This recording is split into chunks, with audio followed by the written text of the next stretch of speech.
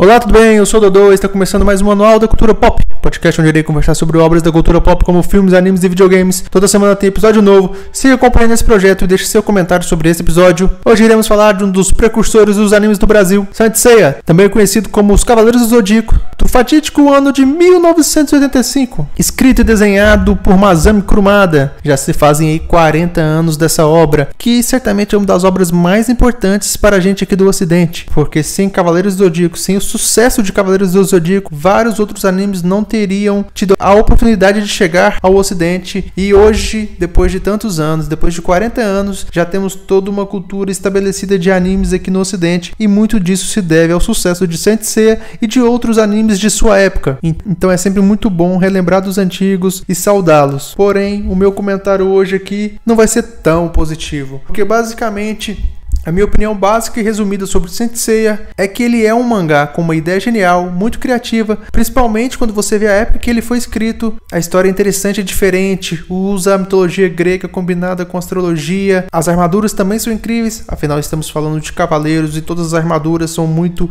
criativas e muito envolventes. E os golpes e os nomes dos golpes também são um grande diferencial. O anime tem um traço muito bonito e único, que dá um charme essencial para o anime. Porém, o anime tem uma execução assim bem difícil, com situações muito forçadas em prol do personagem principal. Quando você cresce e reassiste, é bem difícil de tentar acompanhar. Saint Seiya tem um desenvolvimento inicial preocupado ali em nos dizer um pouco sobre a história dos personagens principais. Basicamente temos aí 5 personagens principais, os 5 cavaleiros principais, e também um 6º personagem principal, que seria a personagem da Saori Kido, que se trata da reencarnação da deusa Athena. A história se inicia basicamente dessa maneira, dentro de uma batalha que envolve os personagens principais, e nessa batalha a gente vai conhecendo sobre a história de cada um, como cada um se tornou um cavaleiro, e também nesse momento dessa batalha que está envolvendo todos eles estão lutando pela armadura de ouro de Sagitário, que é um fator assim muito essencial sobre a história de Saint Seiya, que são os cavaleiros são divididos em 3 classes, né? Os cavaleiros de bronze, os cavaleiros de prata e os cavaleiros de ouro. A história se trata sobre os cavaleiros de bronze em sua luta para proteger a deusa Athena, e os cavaleiros de ouro nessa classificação são os cavaleiros mais poderosos, são apenas 12 cavaleiros, e são 12 cavaleiros que tem como referência o seu signo, né? Então são os 12 cavaleiros do Zodíaco, então são os 12 cavaleiros de ouro, são os 12 cavaleiros do Zodíaco. Então tecnicamente o nome que chegou no Brasil e em outros vários países aqui do Ocidente seria mais referência aos cavaleiros de ouro e não aos personagens principais da série. Só que isso até que faz muito sentido, já que os cavaleiros de ouro são um charme da série. Quase todo mundo que assistiu os cavaleiros do Zodíaco gosta bastante dos cavaleiros de ouro. Como todo mundo tem um signo, basicamente todo mundo tem um personagem pelo menos para se relacionar, para se, entre aspas, se identificar. Desde o início, o anime apresenta seu charme e seus defeitos. A parte boa de Saint Seiya, os traços muito bonito e bem diferente, parece que todos os personagens são andrógenos. A história dos personagens, as armaduras, os golpes, tudo nos é apresentado desde o início. As músicas também são bem envolventes. Você fica bem empolgado quando um personagem novo aparece, você vai ver a armadura dele, os poderes dele, é tudo muito incrível. Cada personagem, cada cavaleiro de bronze, cavaleiro de prata tem o seu poder relacionado a uma constelação estelar, e isso é uma coisa assim muito interessante do anime. Mas ao mesmo tempo os defeitos que eu vou citar um pouco mais pra frente também são apresentados desde o início. É um anime assim que tem coisas muito envolventes, mas que na minha opinião não é muito bem executado. O Seiya, o personagem que dá nome ao anime, né, no Japão, o nome no Japão é Saint Seiya, e aqui no Ocidente, em muitos lugares, foi conhecido como Cavaleiros do Zodíaco. Parando para pensar aqui, o nome Saint Seiya diz mais sobre a série do que o nome que a gente deu aqui no Ocidente, porque a série realmente tem um personagem principal, que é o Seiya, e os outros personagens são coadjuvantes. Eu chamei eles de principais porque eles têm bastante relevância na história, mas seriam mais os companheiros do Seiya, né? Como Sasuke pro Naruto, como Vegeta pro Goku, mas o personagem principal ainda é um só, e o Seiya é um personagem principal assim um pouco difícil, sabe? Ele é um típico personagem principal de anime shonen, só que porém ele é daqueles bem chatos, assim. Isso vai muito de cada um, né? Muita gente acha o Goku chato, muita gente acha o Naruto chato. Já eu nunca tive problema com nenhum dos dois. A minha esposa, por exemplo, ela acha o Ruffy muito chato e muito bobalhão, apesar dela gostar de One Piece. Mas com o passar do tempo ela foi se acostumando. Eu, por exemplo, sempre achei muito chato o Ash de Pokémon e o Seiya. O Seiya, eu achava ele assim um porre, mas com o passar das sagas eu fui me acostumando com ele e até que acabei gostando dele. Eu acho que eu tive problemas para gostar do Seiya no início, é porque uma característica marcante de Saint Seiya é que ela se apega muito às crises emocionais dos personagens e o grande esforço físico e mental que eles têm que fazer para vencer uma luta. E isso nas lutas do Seiya era assim uma parte muito intensa. O Seiya era um personagem assim que fazia todo um drama para conseguir vencer alguém, e eu não achava isso tão interessante como era com os outros personagens. Para o Seiya vencer uma luta era realmente assim um grande esforço. E basicamente todas as lutas do Seiya, e podemos dizer que todas as lutas de Saint Seiya são aquelas lutas que na maioria das vezes o personagem principal está em desvantagem, ou ele inicialmente é declarado como inferior e aí ele se supera e consegue derrotar o inimigo. Então basicamente você vai gostar de Saint Seiya ou criar algum laço com os personagens se você conseguir se emocionar ou se entusiasmar quando o personagem estiver nesse estado crítico de luta, se superar e derrotar o adversário. Fazendo aí uma alusão ao mundo do cinema, se você for fã da série de filmes Rock Balboa, certamente você vai gostar de Saint Seiya. Ou qualquer outro filme ou série em que é baseado nesse plot do azarão derrotando o adversário extremamente favorito, certamente vai ser mais fácil para você gostar e entender Saint Seiya. Mas essa dificuldade de gostar do Seiya não acontece com os outros personagens da série. Os outros 4 personagens principais ou coadjuvantes de luxo, Shiryu, Yoga, Shun e Ikki, são bem mais legais e são personagens que eu já gostei de imediato, talvez porque eu achasse que a personalidade deles parecia mais adulta ou até mesmo melhor mesmo que a do Seiya. As histórias deles eram mais interessantes, as histórias de apresentação dos personagens foram mais interessantes que a história do Seiya. Vale destacar o Ikki de Fênix, o meu personagem favorito da série, que é simplesmente o B10 do time, né? Ele é o anti-herói do anime, o famoso solitário, frio e calculista, mas sempre presente para salvar os seus amigos de uma situação complicada. Existem vários outros personagens como o Ikki em outros animes, o Vegeta, Sasuke, Riei, mas o Ikki tem um charme. No mundo de Saint Seiya, os personagens, por causa da mitologia grega, dos deuses, são personagens muito respeitosos, que tem muita essa ideia de servidão, de serem servos dos deuses, servos da deusa Atena. E Ikki tá cagando pra isso. O Ikki tem uma personalidade assim debochada e uma história de apresentação assim incrível. Ele, como todo anti-herói, começa como vilão, depois se arrepende, começa a ajudar os mocinhos e acompanhar a saga do Ikki, esperar os momentos em que ele vai aparecer para salvar o dia. Realmente era uma das partes mais legais de acompanhar a Saint Seiya. Mas para mim o ponto fraco aí dos personagens principais trata-se da Saori Kido, a reencarnação da deusa Atena, que é basicamente uma mosca morta. Ela é uma personagem sem sal, sem graça, que não traz nada de interessante para a série, é muito pouco cativante e ela sempre precisa ser salva. Em todas as sagas do anime, o santuário, a saga do santuário, a saga de Poseidon e a saga de Hades, ela ou precisa ser resgatada ou precisa ser salva de alguma forma. Basicamente o plot todo de Saint Seiya é salvar a Saori Kido, salvar a Atena, e isso só é um pouco assim sem graça, porque ela não é uma personagem assim muito interessante. É curioso porque alguns jogos aí que eu gosto bastante, como Mario e Zelda, o plot também é esse, né? Salvar a princesa. Mas num jogo, num escopo menor isso funciona. Mas isso pode até funcionar em um jogo, porque o jogo tem vários outros escopos importantes, né? Tem a jogabilidade, o que os desenvolvedores do jogo estão querendo, mas em um anime onde a história é importante, isso fica um pouco chato e um pouco cansativo. Outro ponto curioso sobre esse anime é a dublagem brasileira, porque ela é muito marcante. Os dubladores desse anime tinham vozes assim muito marcantes. Alguns personagens aqui que eu posso citar como o Ikki, o Aiolia, o Shaka e o Saga, todos têm vozes assim muito poderosas, assim que só pela voz você já sente que o personagem é poderoso, que o personagem tem um jeito assim B10 muito impactante. O dublador do Saga, então, tem a voz perfeita de um vilão. Ele é o vilão perfeito. Eu acho que todo anime que eu pudesse, eu iria contratar esse dublador e falar, seja o vilão e seja o mais maquiavélico possível. A risada que o Saga tem nesse anime, assim, algo assustador. É brilhante. Eu acho que vale a pena qualquer pessoa entrar no YouTube aí e pesquisar Risada do Saga. Vocês vão ver assim, é muito legal. Porém, apesar das vozes marcantes, a dublagem é muito mal feita, porque ela não é muito bem traduzida. Em vários momentos, as frases ditas pelos personagens não tem nada a ver com a situação. Em alguns, os personagens mudam de nome, e em outros, é só uma má tradução. E outra coisa, assim, muito importante, é que os personagens de Saint Seiya, eles têm 13 anos de idade.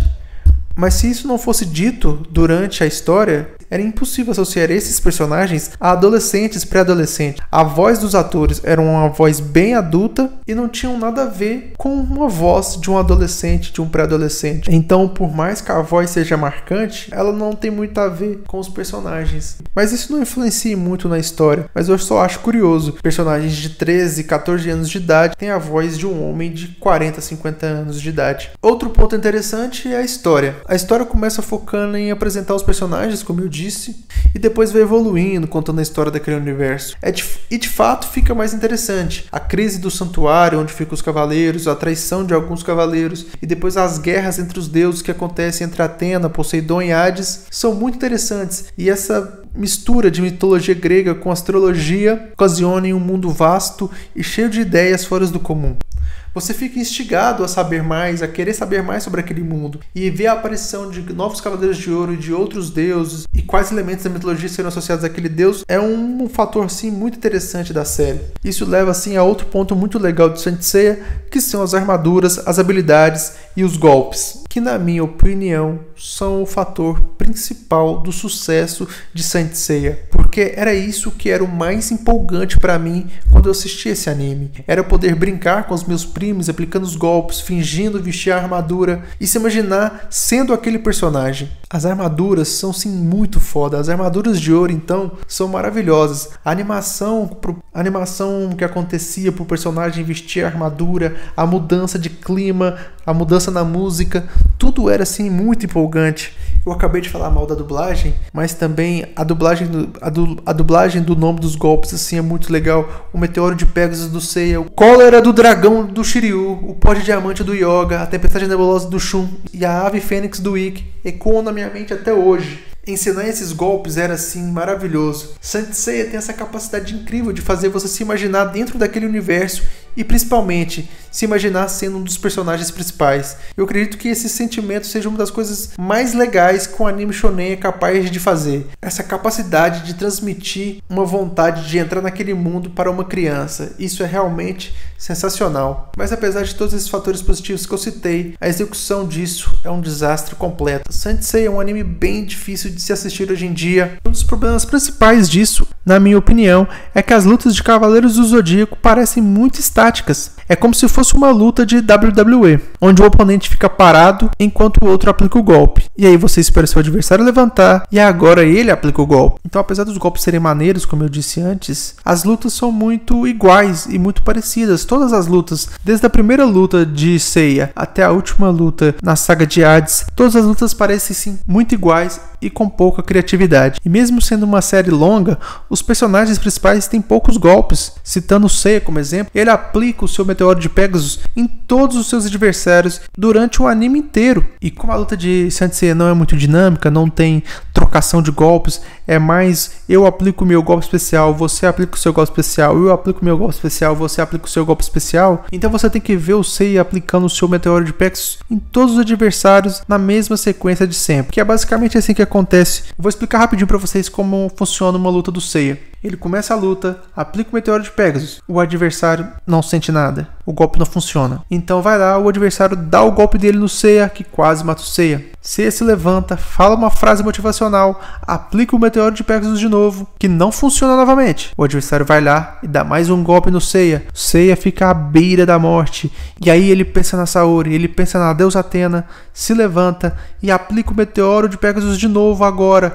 só que agora ele eleva o seu cosmo ao máximo, ele está naquele momento de tensão que se o golpe não funcionar ele vai morrer, e aí ele aplica o meteoro de Pegasus e derrota o adversário. E aí depois disso tudo, depois desse sofrimento, ele se levanta quase à beira da morte, anda mais um pouquinho, encontra outro adversário, acontece a mesma situação de novo. Ele fica mais ainda à beira da morte, mas pensa na deusa Atena, lança o meteoro de Pegasus e derrota o adversário. Então aquele mesmo golpe que não funcionou no adversário quando o Seiya estava no início da luta descansado, agora que ele está quase morrendo, funciona e mata o adversário. E isso acontece com muita e muita frequência. É só muito cansativo e muito roubado. Talvez os grandes fãs de Saint Seiya devem estar pensando aí, mas isso é uma situação clássica de Shonen. O personagem principal apanha a luta inteira e no fim consegue forças para derrotar o adversário. E de fato é. Mas em muitos animes isso acontece de uma forma mais suave, o autor arruma alguma transformação para o personagem, alguém aparece para ajudar, você sente que o personagem está crescendo na luta, ele tem alguma ideia diferente para derrotar o inimigo, mas em Saint Seiya isso não acontece. Na maioria das vezes é só muito mal executado, as escalas de poder mudam de forma inconsistente, o artifício de pensar na deusa Atena, que maior seu cosmo ao máximo, é utilizado quase sempre e ele é o suficiente para o personagem principal superar os limites. Então as lutas acabam sendo bem cansativas, estáticas e repetitivas. A sensação que tenho é que Seiya vence quase todas as suas lutas no modo Rock Balboa, sem muita explicação, apenas a fé em Saori faz ele superar todos os seus limites. Outro fator que me irrita muito é que o Seiya e os outros 4 personagens principais são praticamente imortais. Eles apanham muito, sofrem muitas mutilações, mas de alguma forma acabam voltando e com uma explicação meio boba. E aí você tem aquela sensação que os personagens simplesmente são incapazes de morrer, não importa o que aconteça. Uma das principais críticas que existe a outro anime dos anos 80, Dragon Ball, é o fato dos personagens principais morrerem e depois serem ressuscitados com as esferas do dragão. E isso tira o significado e o impacto das mortes. Mas ironicamente, em Saint Seiya acontece o contrário. Os personagens principais simplesmente nunca morrem, eles são quase imortais. Então, com o passar dos episódios, os esforços deles acabam perdendo significado. A quantidade de golpes mortais que o Seiya e os amigos dele tomam e sobrevivem é gigantesca. Todo personagem tem um golpe mortal, mas que quando é no Seiya, nunca é mortal. Esse é um problema muito comum de animes shonen, o golpe mortal que não mata ninguém, e em Saint Seiya isso é bem nítido. Para concluir, Saint Seiya certamente foi um dos primeiros animes que estouraram no Brasil e seu sucesso foi uma porta de entrada para todo o mercado de animes no ocidente. E por isso sempre terá um lugar muito especial no meu coração e em todo mundo que teve a chance de acompanhar esse anime na TV. Eu não vi Saint Seiya na primeira leva. O Saint Seiya é um anime da época do meu irmão, que é 8 anos mais velho do que eu. Ele nasceu em 85, tem exatamente 40 anos. Ele nasceu no mesmo ano que Saint Seiya. Eu sou de 93, mas pude assistir Saint Seiya quando ele foi reprisado na TV Bandeirantes e eu tive a sorte de acompanhar esse anime. Apesar do meu comentário aí cheio de críticas, eu acredito que qualquer criança dos anos 80 ou 90 iria curtir e se empolgar com a história. Como eu sempre digo, o fator temporal da criação é muito importante, porque os autores de shonen atuais, eles cresceram tendo como base animes como Saint Seiya, Hokuto no Ken, Shurato, Dragon Ball, e por isso eles puderam avançar em conceitos e estratégias que não foram muito bem exploradas pelos autores mais antigos. Digo isso porque, como um amante de animes há tantos anos, para mim é clara a evolução de temas e das emoções dos personagens shonen. Os personagens atuais são muito mais complexos que os personagens de Dragon Ball e de Cavaleiros do Zodíaco. Goku, Seiya tinham motivações muito mais simples que os personagens mais recentes, porque para aquela época isso era o suficiente para deixar as crianças da época envolvidas com os mundos desenvolvidos. Então não devemos julgar animes antigos com o mesmo olhar que julgamos os animes de hoje. Mas mesmo assim, eu ainda acho que o anime de Saint Seiya tinha problemas graves mesmo para aquela época. Alguns pontos negativos de Saint Seiya são pelo fato do autor não conseguir lidar muito bem com os problemas clichês que existem nesse tipo de anime. O equilíbrio entre o esforço e a apelação dos mocinhos ou enfrentar os bandidos. Não passar do ponto da resistência dos personagens, os tornando quase imortais. Algumas decisões de roteiro, que eu não entrei muito em detalhe porque eu acho que fica um pouco relativo em Saint Seiya. A história de Cavaleiros até que flui bem, e olhando para o fato de ser um anime dos anos 80, a história seguir alguns clichês está tudo bem. O principal defeito mesmo é a luta robotizada, é a luta de WWE e o drama muito mexicano, o drama muito intenso do anime. É um dramalhão mexicano em muitos momentos. Por isso, minha nota final para esse anime é 6 de 10. É um bom anime que traz um universo muito rico, mas que tem problemas sérios de estrutura e que não envelheceu muito bem. É difícil apresentar esse anime para alguém que iniciou o mundo shonen nos dias de hoje. mas tá tudo bem. Cumpriu seu papel e definitivamente marcou uma geração de fãs pelo mundo inteiro. Essa foi a minha análise sobre esse gigante dos animes. Eu fico por aqui. God bless e good night.